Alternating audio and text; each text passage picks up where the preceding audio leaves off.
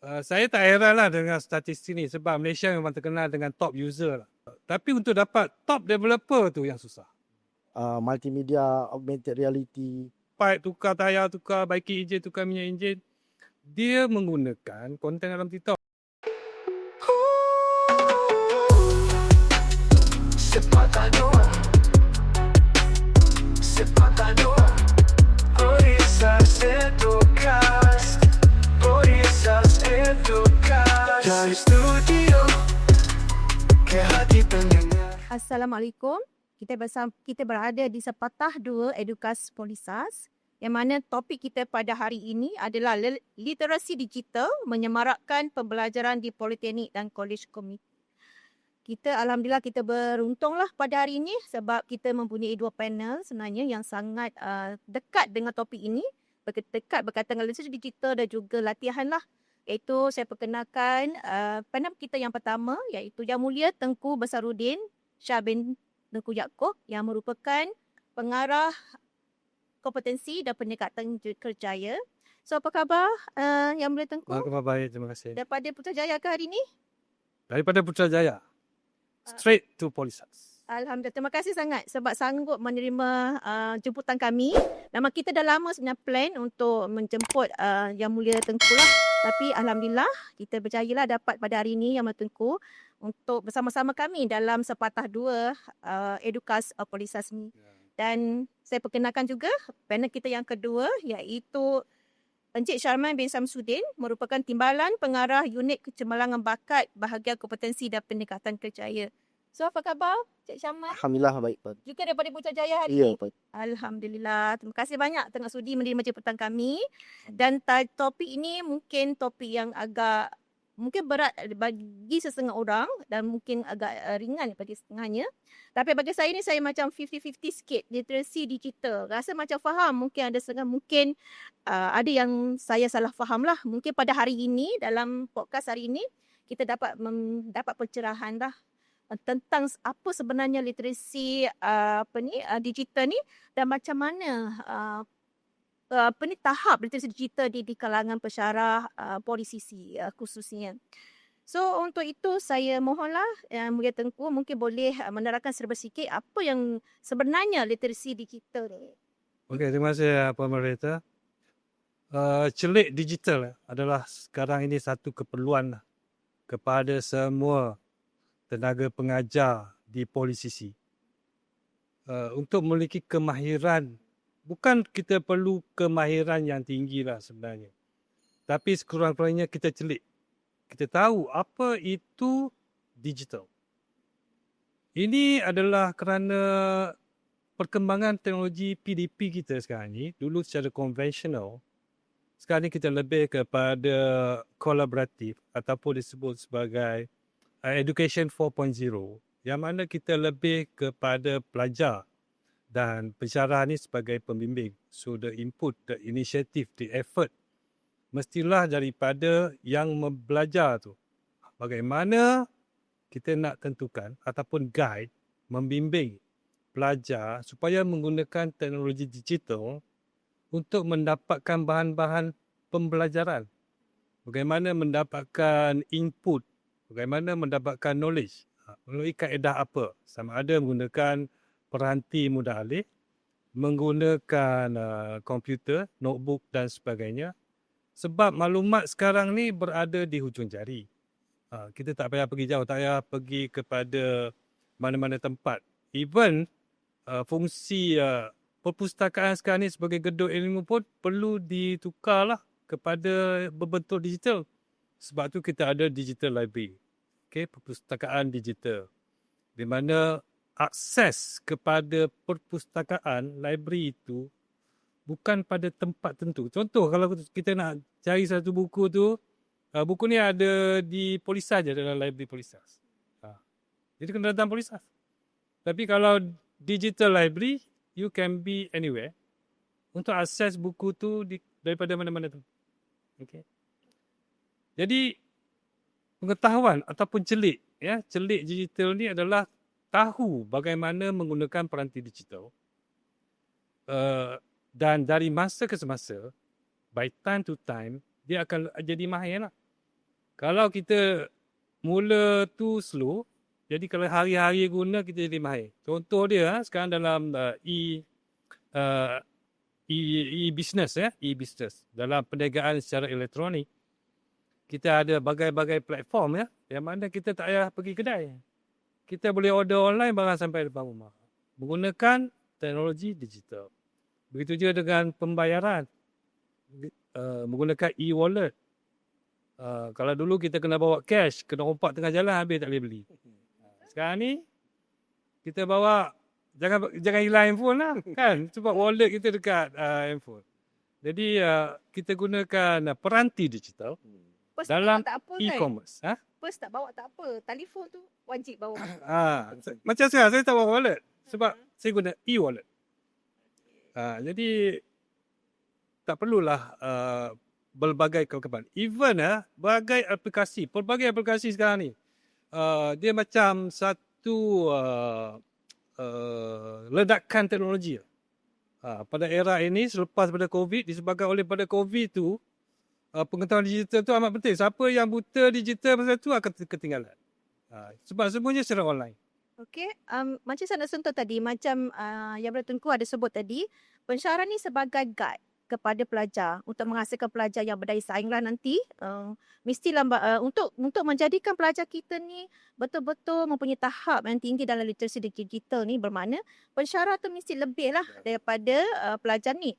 Kalau kita tengok hari tu yang penilaian celik digital yang inisiatif Intan tu, kita dapati KPT ni berada dalam ranking kedua ke semua kementerian.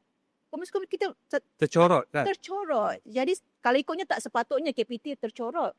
So adakah kat situ menggambarkan tahap literasi digital di kalangan pensyarah KPT ni adalah rendah? Apa pendapat Cik Syarman?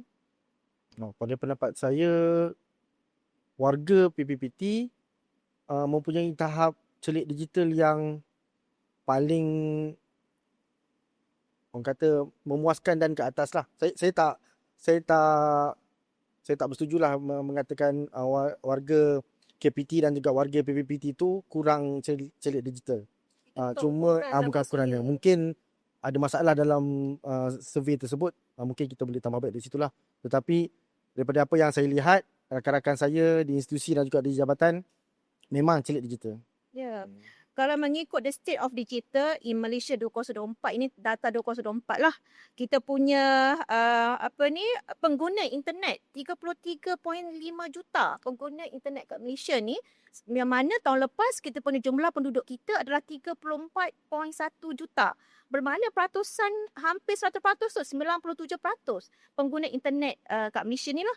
Kalau kita ikut pula yang pengguna media sosial 28.8 juta daripada 34.1 juta. Bermakna itu hampir 83%, plus minus 83%. Termasuk saya lah ada kat situ tu. 28.8 juta termasuk saya. Saya pun antara pengguna media lah. Macam-macam platform media lah yang ada kat Malaysia ni. Dan kalau berkaitan dengan peranti mudah alih pula, yang mana pengguna peranti mudah alih kat Malaysia ni adalah 44.5 juta, iaitu melebihi 34.1 juta jumlah penduduk Malaysia. Maksudnya melebihi 100% yang menggunakan peranti mudah alih. So adakah kat sini menggambarkan tahap literasi digital di kalangan penduduk Malaysia ni tinggi? Adakah ini sebagai ukuran? Macam mana Yang Mulia? Itu boleh diambil sebagai ukuran sebenarnya. Sebab tanpa pengguna apalah itu digital. Ada digital tapi orang tak guna. Kan? Saya tak heran lah dengan statistik ni sebab Malaysia memang terkenal dengan top user lah. Apa-apa aplikasi dalam digital web semuanya. Contoh Facebook, TikTok, Instagram, the most popular lah. Social media, dalam social media. Top user will be Malaysian. Itu bertahun-tahun kita dapat statistik yang macam itu. Tapi untuk dapat top developer tu yang susah. Develop apa yang menggunakan local contents, local software, local apps. Jadi celik most Malaysians celik digital. Peranti yang digunakan dulu, kalau dulu mahal tahu harga dia. Harga untuk sebuah mobile phone tu, kalau kita ingat zaman dulu memang tak termampu lah dimiliki oleh most Malaysian. Tapi sekarang ni dah murah, dah boleh. Smartphone bukan phone analog yang zaman dulu. Sekarang ni dah touchscreen dan boleh menyimpan storan yang tinggi dan boleh tengok video. Dan apa yang bagusnya tentang app user ni, sesi PDP tu boleh menggunakan di social media platform. Contoh TikTok. Saya banyak belajar. Lebih-lebih lagi perkara-perkara DIY. Do it yourself. Tukar pipe, tukar tayar, tukar baiki enjin, tukar minyak enjin. Dia menggunakan konten dalam TikTok sebab trend pelajar ataupun trend education sekarang dia tak boleh lama-lama tau. Video tu dengan 1 jam, 2 jam nak belajar. Dia dalam video-video pendek yang dapat memberi kesan kepada pelajar. Jadi kita punya pensyarah polisi ni menggunakan media sedia ada sebab kita dah top user, create our own content. Gunakan konten masing-masing. Jangan cedok orang lain lah. Kita ada originality daripada pensyarah polisi sendiri lah. Okey. Samalah, kadang-kadang saya pun sama. Kadang-kadang kita nak belajar satu benda tu, kita tak ada guru pada masa yang kita nak waktu tu, kita pun tengok kat YouTube. So itu antara salah satulah cara kaedah kita pembelajaran ni. So kat sini sekarang ni kita nak meningkatkan tahap literasi digital di kalangan kita punya polisi, khususnya lah pada pensyarah-pensyarah polisi sini. So apakah inisiatif yang dilaksanakan, yang telah dilaksanakan dan akan dilaksanakan oleh BKPK yang memang fokus pada latihan, memberi latihan kepada kita punya warga polisi sini. So apa inisiatif yang dilaksanakan oleh BKPK? Secara berterusan Ya. BKPK telah daripada dulu lagi akan sentiasa memberi peluang atau menyediakan platform pembangunan kompetensi kepada warga PPPT dalam bidang-bidang yang terkini lah. Jadi dalam konteks kita ni, literasi digital, BKPK telah berusaha dan sedang berusaha meneroka ruang-ruang baru dan platform-platform yang ada untuk memberi membuka peluang seluas-luasnya lah kepada seluruh warga kita mendalami lagi bidang digital ni lah. Sebab kita tahu bidang digital ni luas. Yang terbaru ni yang diketengahkan oleh Perdana Menteri kita tentang kepentingan menguasai kepintaran buatan AI, penggunaan AI, membangunkan aplikasi AI dan sebagainya lah. Jadi kalau kita tengok daripada sebelum-sebelum ni, BKPK telah berjaya mendapatkan pertukan daripada pelbagai agensi kerajaan untuk menyediakan pensyarah kita dalam IoT, kemudian latihan kepada AI, juga latihan dalam bidang IT yang niche seperti keselamatan cyber, multimedia, augmented reality dan sebagainya lah. So ada pelbagai bahagian di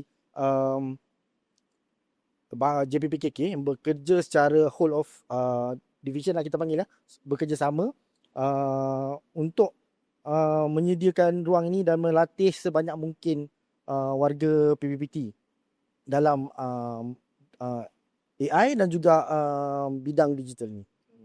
Kalau ikutnya kurikulum pun kita dah embed AI kan dalam kurikulum pelajar kita bermula tahun ini. Saya ingat ada beberapa program lah, dah ada masukkan AI dalam kurikulum.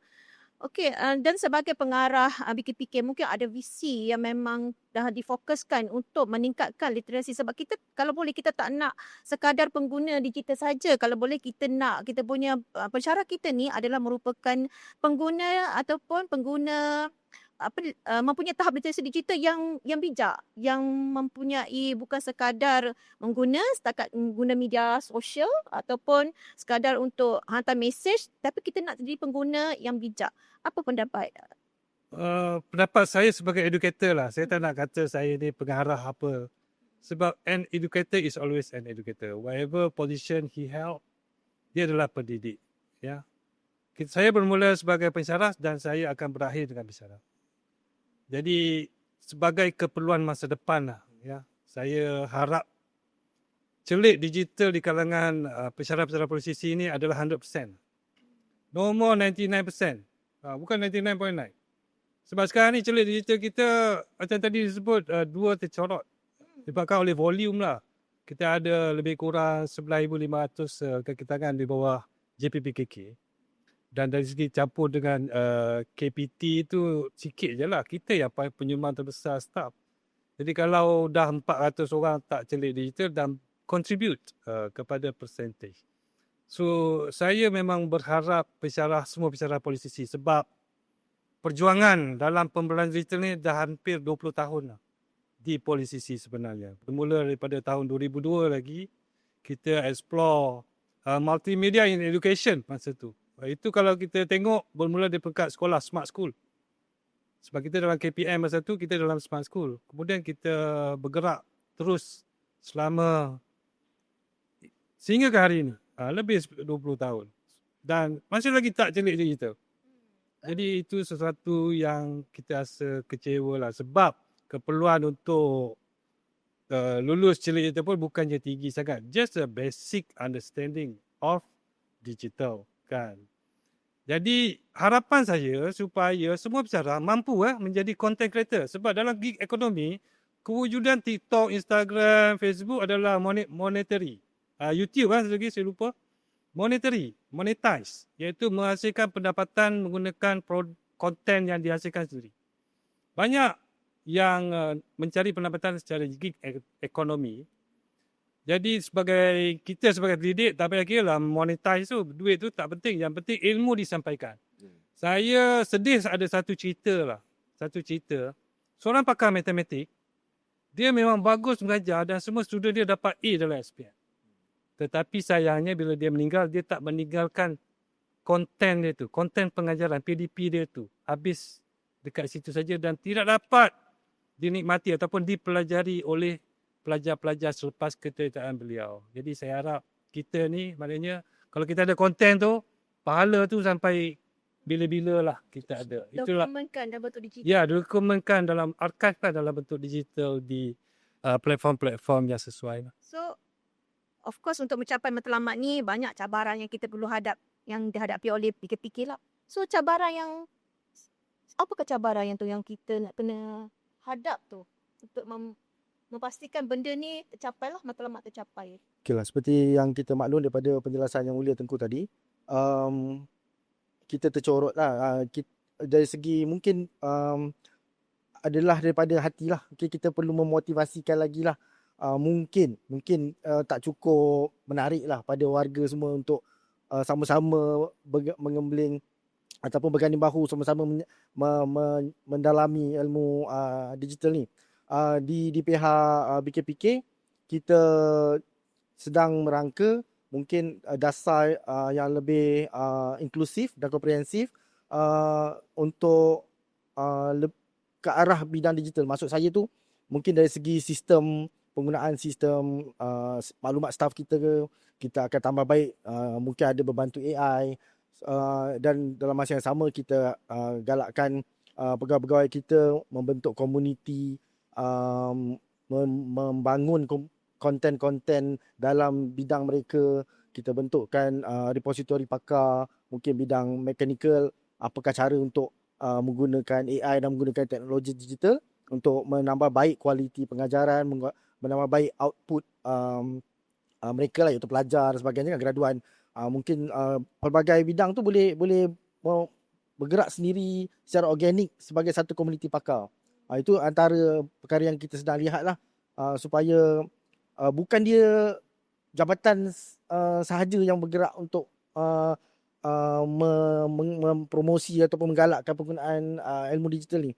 Kita bersama-sama, kita sebagai satu jabatan di institusi, di jabatan, kita sama-sama mengembling tenaga lah untuk sama-sama mendalami ilmu digital. Secara lebih intensif lagi supaya kita lebih fokus kepada untuk menaikkan atau meningkatkan tahap literasi digital di kalangan warga politisi ni. So untuk sebagai penutup, apakah kata-kata akhir lah berkaitan dengan literasi digital ni? Untuk seperti mana kita tahu tajuk kita iaitu literasi digital menyemarakkan pembelajaran di politik dan college community. So apa? Semarak tu kan, semarak, sedap nama tu, menyemarakkan. Menyemarak tu perlu usaha semua pihak lah. Bukan secara, dia mesti kalau secara kolektif. Hmm. Dia bukan berseorangan. Semua pihak perlu menggembling tenaga lah. Sebab cabaran masa depan. Generasi pelajar kini dah gen alpha beta lah. Akan ke arah generasi yang lebih celik gitu. Celik daripada pensyarah, it will be a big problem. Pensyarah tak celik daripada belajar. Biar pensyarah tu keep up to the technology dan menggunakan teknologi digital ni dengan cara yang beretika lah. Sebab kita ada AI, artificial intelligence. Dia boleh buat macam-macam fake images, fake swap muka, gambar orang lain, swap faces. Is it ethical? Benda-benda tu kita kena terangkan. Isu dalam artificial intelligence is not how the technology works. Bukan masalah teknologi. Iaitu adakah satu etika yang betul kepada pengguna tu dapat dikawal? Kalau disalahguna, apa-apa pun kalau salah guna semua akan rosak. So di samping kita ikut trend teknologi masa depan, AI lah diperkatakan semua tentang artificial intelligence. Sebab future nanti lebih banyak kita ni kehilangan pekerjaan tanpa celik digital. Tanpa kamera digital, you are not worth it. Tak bernilai. Macam mana nak menaikkan nilai? Dengan celik digital lah. Dan celik digital tu tak boleh lah tahu setakat yang ada. Dia kena keep on upgrade. Upgrade. Teknologi apa yang terkini? Teknologi apa yang terkini? V1, V2, V3. Version tu kan. Version teknologi tu perlu sampai yang terkini lah kalau boleh. Kan? Dan usaha di polisisi kan. Bila kita nak upgrade teknologi, kita punya facility untuk PDP pun kena upgrade jugalah. Kan? Kan nak guna teknologi lama. Kita kena tengok teknologi baru. Kena selari ya. Dia kena selari dengan perkembangan semasa. Dan metodologi pengajaran. Tak bolehlah secara konvensional kan. Mengajar. Teacher teach. Student listen. Kan macam tu. Sebab tu kita wujudkan collaborative learning. Macam-macam type of learning dalam Education 4.0 yang mana menyokong kepada penggunaan teknologi. Itulah harapan saya supaya kita bergerak ke depan bersama teknologi. Jangan ketinggalan dengan teknologi. Ya, betul. Kalau macam yang Mulia Tengku sebut tadi, pengguna teknologi yang beretika. Kalau kita tengok dekat FB sekarang ni ataupun mana-mana media sosial, ada video kadang kita tak boleh nak beza antara yang betul ataupun yang AI punya. Sangat-sangat sama ataupun rapat. Tak ada perbezaan. So kalau macam contoh anak saya lah, saya bagi contoh anak saya lah. Kadang saya tengok, kesiannya, kenapa kucing ni, mungkin berkaitan dengan kucing. Anak saya kata, ini AI mah, bukan yang betul. Maksudnya kalau Gen Z ni, dia lagi lebih dapat faham ataupun lebih tahap literasi digital lebih tinggi. Cumanya yang kita risau takut lah, dia menjadi pengguna teknologi yang tidak beretika. Dia akan create benda-benda yang tak sepatutnya lah. Fitnah lah kan. Ya. So kata-kata akhir daripada Cik Syarman. Seperti mana rakan-rakan saya yang lain lah. Saya pun pendidik juga, pensyarah juga dulu. Saya mengajak rakan-rakan, mengingatkan rakan-rakan kita sama-sama mendalami ilmu digital ni. Sebab ada banyak ilmu digital ni sangat luas. Dan sebenarnya kita perlu jadi model kepada anak didik kita. Sebab mereka adalah pelapis pemimpin masa depan. Jadi kita kena pastikan anak-anak didik kita bila keluar nanti adalah warga negara yang produktif, mampu mendapat pendapatan yang tinggi secara beretika, menggunakan ilmu digital yang mereka telah dapat daripada kita sebagai pensyarah dan pendidik. Terima kasih. Betul. So kita secara keseluruhannya kita dapat mungkin dah kita jelas daripada penerangan daripada dua-dua panel kita ni, kita jelaslah apa itu literasi digital dan ke mana arah tuju warga polisisi untuk diangkat untuk supaya tahap literasi ni warga polisisi ni lebih tinggi supaya dia menjadi guidance lah kepada pelajar-pelajar untuk lebih berdaya saing di luar sana nanti. Dan terima kasih sekali lagi saya ucapkan kepada kedua-dua panel kita yang Mulia Tengku. Saya nak tambah, ada satu saya tertinggal tadi. Ya. About AI tadi. Sebab kita dapat award tau, JPPKK. Award. Generative AI Public Impact Award. oleh badan luar negara lah. Hmm. Saya tak nak sebut lah badan, tapi international recognition. Hmm. Disebabkan oleh apa? Disebabkan oleh celik digital institusi lah. Celik institusi kepada program-program di JPKK untuk AI, Large Language Model punya program. Dan kita diberi pengiktirafan, I think the first in the world lah, bawah JPKK. Ada tak UA yang mendapat pengiktirafan yang sama? Itu saya tak pastilah, tapi dalam award baru ni disebut sebagai JPKK. Alhamdulillah. Itu menunjukkan So, kita sebenarnya dah ada satu tahap lah. Cuma kita perlu gembeling tenaga kepada tahap yang lebih tinggi. lebih tinggi. Okey. So maksudnya kat sini kita punya warga polisisi sebenarnya berada di tahap yang sudah tinggi lah. Cumanya kita supaya kita menjadi pengguna teknologi ni yang lebih beretika. Kan? Okey, dan terima kasih juga kepada Cik Syamai kerana sudi untuk menerima jemputan kami ini untuk bersama-sama untuk mengupas topik literasi digital ni supaya kita faham dan kita supaya kita bergabung tenaga lah sama-sama pihak fikir-fikir dan juga di institusi supaya kita mempunyai warga ataupun pensyarah yang lebih mempunyai tahap literasi digital yang lebih tinggi, lebih tinggi sepatutnya daripada kita punya pelajar lah. Saya untuk mendidik pelajar menjadi seorang yang mempunyai tahap literasi yang tinggi, literasi digital yang tinggi, yang boleh berdaya saing nanti bila dia keluar di pasaran pekerjaan. So terima kasih sekali lagi kepada Cik Syamai dan Yang Mulia Tengku, dan terima kasih kita akhir kata daripada sepatah dua Edukas Polisas. So sama-samalah kita meningkatkan tahap literasi digital kita, dan kita sama bergebeling tenaga untuk sama ada pihak HQ dan juga di institusi supaya kita sentiasa mempunyai warga yang berdaya saing dan juga pelajar yang berdaya saing. Okey, terima kasih dari Edukas sepatah dua. Hati pendengar